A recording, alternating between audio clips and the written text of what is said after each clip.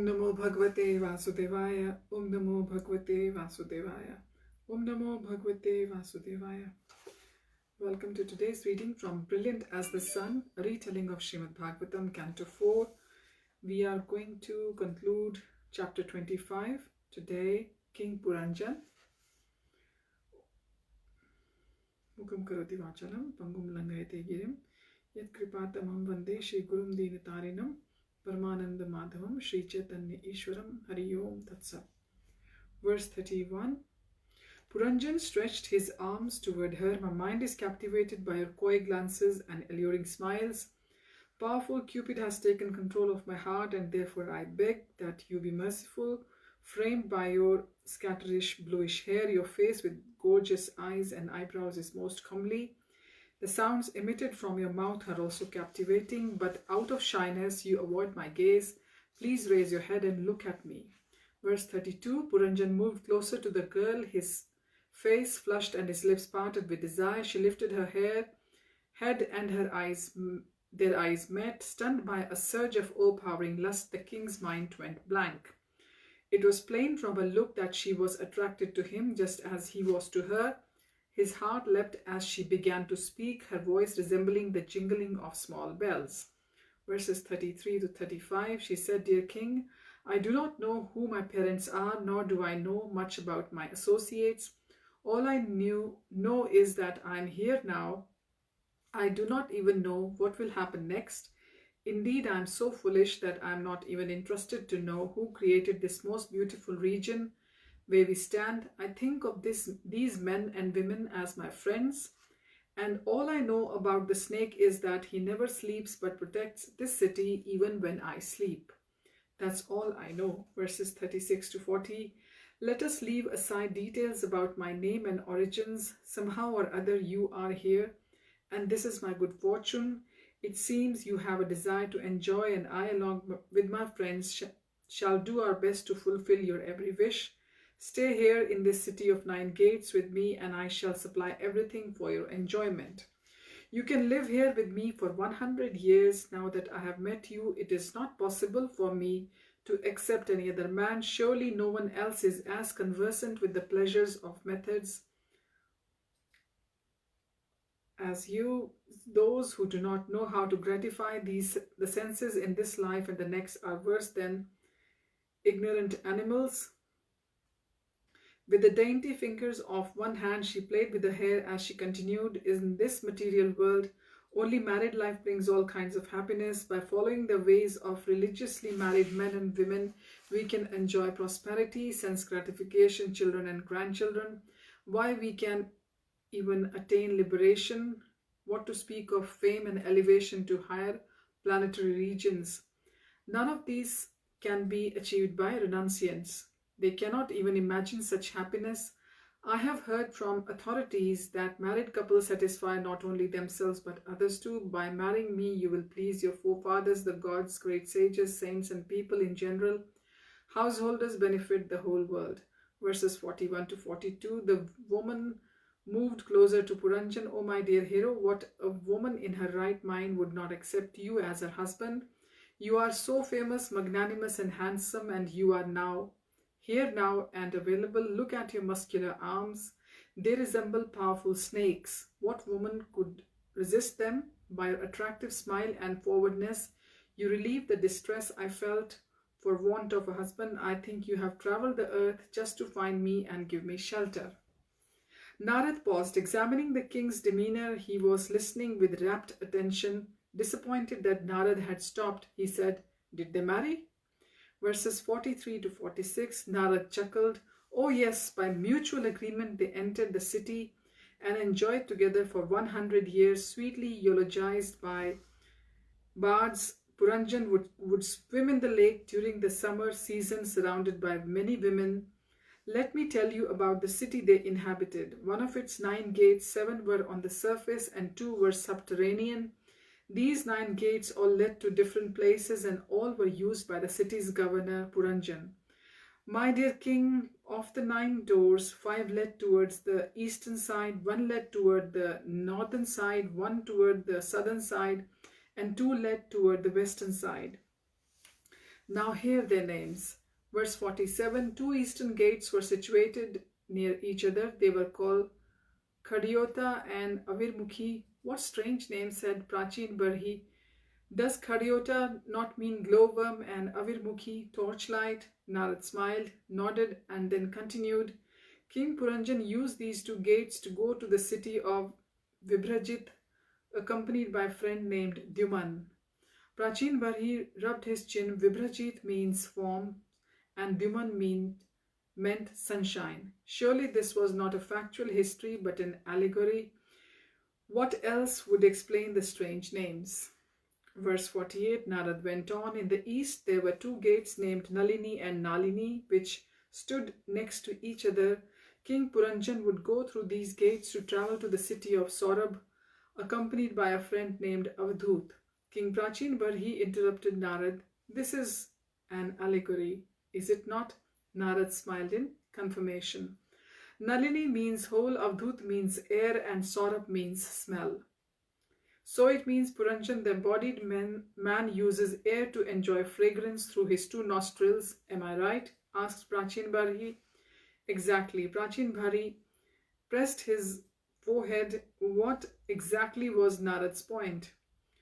No doubt it would become clearer as the tale unfolded. He encouraged the sage to continue. Verse 49, Narad said, there was another gate on the eastern side called Mukhya. Mukhya, chief? Yes, said Narad. The mouth is the chief organ, said Narad. Through Mukhya, Puranjan visited two places named Bahudana and Apana, accompanied by his friends Rasajana and Vipana. Prachin Barhi nodded in understanding. Bahudana meant food, Rasajan meant tongue, Apan meant speaking, and Vipan meant voice. Verses 50 to 51, Narad said, the southern gate of the city was Pitrihu. Through the gate King Puranjan used to visit the city named Southern Panchal, accompanied by his friend Shrutadhara. Prachin Barhi tried to make sense of the name. Shrutadhara meant hearing. Still he could not understand what Narad meant.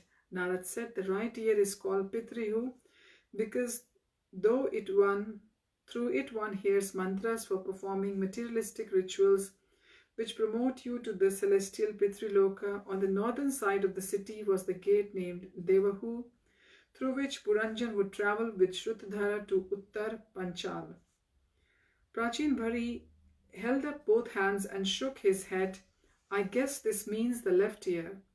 But I don't understand the names. Uttar Panchal means northern gate, but what does Devahu means? Devahu refers to the higher planetary systems such as Maharlok, Tapolok and Brahmalok. These are even higher than Pitrilok. They are the planets that saintly people who hear about self-realization attain, mantras for which are usually whispered in the left ear. Shall I continue? Prachin Barhi nodded. Verse 52, Narad said, on the western side of the city was a gate named Asuri. Puranjan would exit through that gate to the city named Gramaka, accompanied by a friend called Durmada. Prachin Barhi again became pensive. Asuri meant demonic, Gramaka meant vulgar pleasure, and Drumada meant infatuation. What though was Narad's point? Hopefully he would explain everything soon. Verse 53, the western gate was called Niriti. Puranjan would travel through that to a place called Vaishasa with his friend Lubdhak. The king noted the names. Niriti meant destruction, Vaishasa meant terrible or slaughter, and Lubdhak meant miser. He shook his head. What do you mean? Narad explained that Niriti is the rectum. The soul of the materialist passes through the rectum at the time of death. Vaishasa also means greed. Due to greed, one eats too much and thus experiences pain when excreting. Lubdhak can also mean painful excretion. Verse 54, let me continue. Among the city's inhabitants were two blind men named Nirvak and Peshaskrit. Puranjan associated mostly with these two. In their company he visited many places and did many things. Prachin Barhi was again perplexed. Nirvak meant speechless and Peshaskrit meant possessing no aperture. What was that about? Narad said, by Nirvak I mean hands, and by Peshaskrit, legs. Verses 55 to 62. Sometimes Puranjan would enter his private quarters with one of his chief servants named Mind. He would then experience illusion, satisfaction and happiness in the company of his wife Puranjani, material intelligence and their children, thinking, feeling and willing, completely entangled in illusory pleasure and absorbed in plans for increasing material enjoyment. Puranjan came under his wife's control, practically a plaything in her hands. He diligently served her desires, always seeking to please her. When she heard, saw, smelt or touched anything, he would do the same. When she ate, he would eat. When she laughed, he too would laugh. When she cried, he also cried. When she sat down, he would sit. When she sang, he would also sing. And when she went to bed, that he would lie down with her. He thought always of her and lost himself while enjoying with her in every possible way. Captivated by his attractive wife, the king was deprived of his opportunity for devotional service. He remained under her control like a pet dog that dances to his master's order. So with this we come to the end of chapter 25.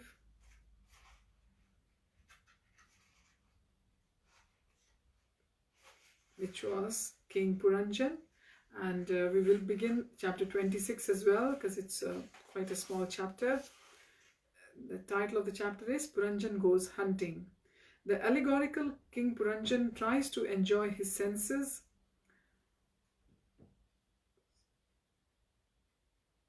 So if we carefully understand what we have been told in the previous chapter, it's Puranjan is actually the description of a human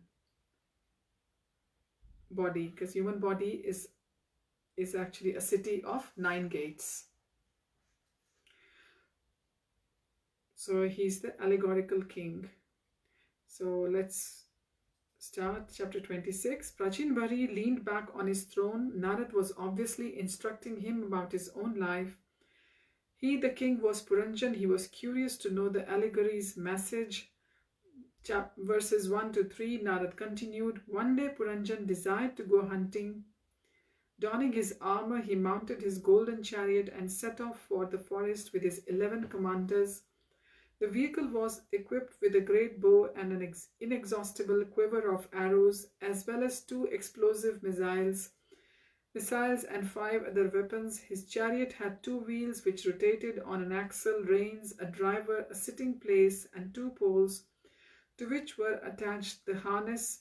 It was protected by 7 coverings and adorned with 3 flags and many gold decorations.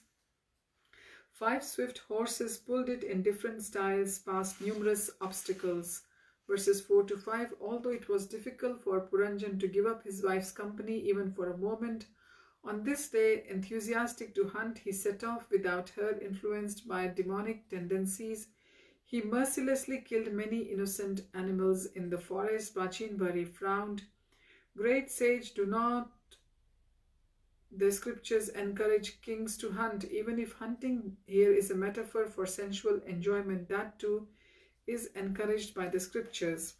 It is the nature of living beings to seek pleasure, and the duty of kings in particular to hunt in order to practice weaponry.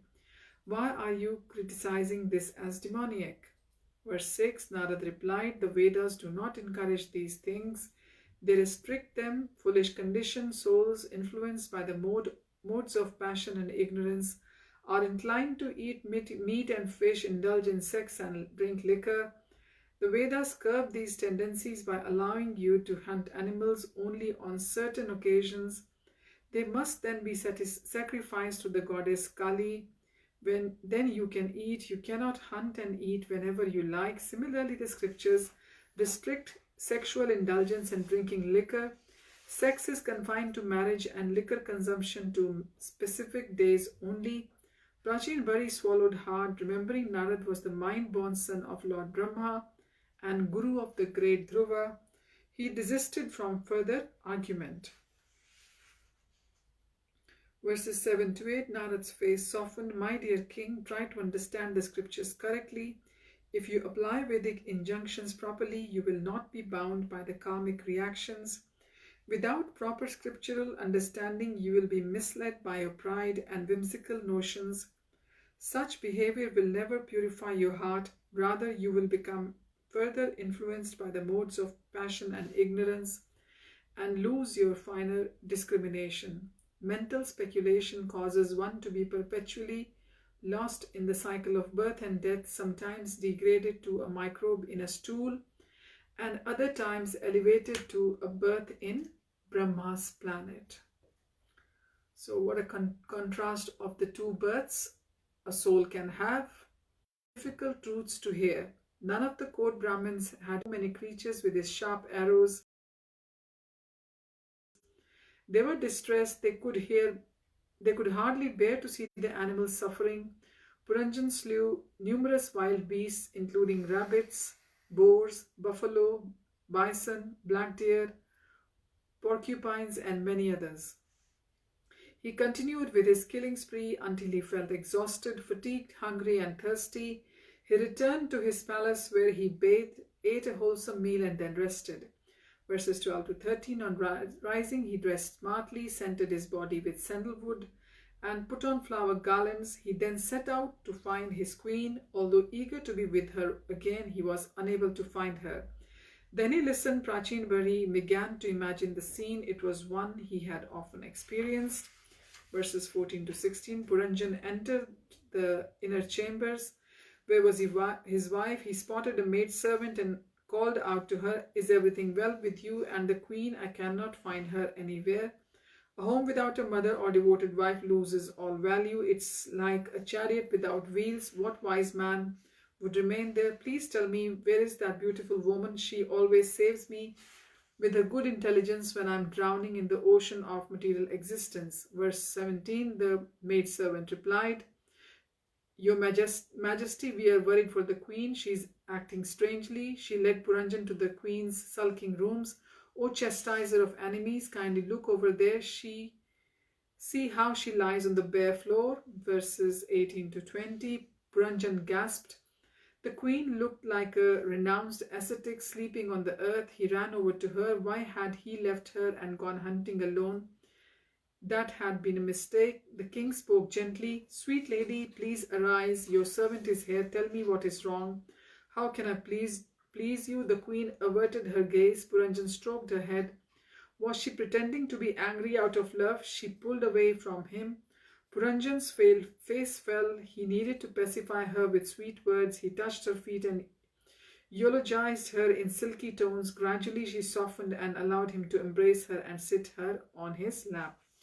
Verses 21 to 22. Puranjan said, "My dear beautiful wife, unfortunate is that servant who is not punished by his master. Indeed, it is a great mercy when a servant is chastised by his lord. He should never become angry at such loving treatment." The queen turned away. Verse 23. "My dear wife, please show me your beautiful face." He gently turned her chin toward her. "You have such beautiful teeth, brows, and nose. You seem thoughtful. Kindly tell me what is in your mind. Give up your anger and be merciful to me. Smile lovingly at me."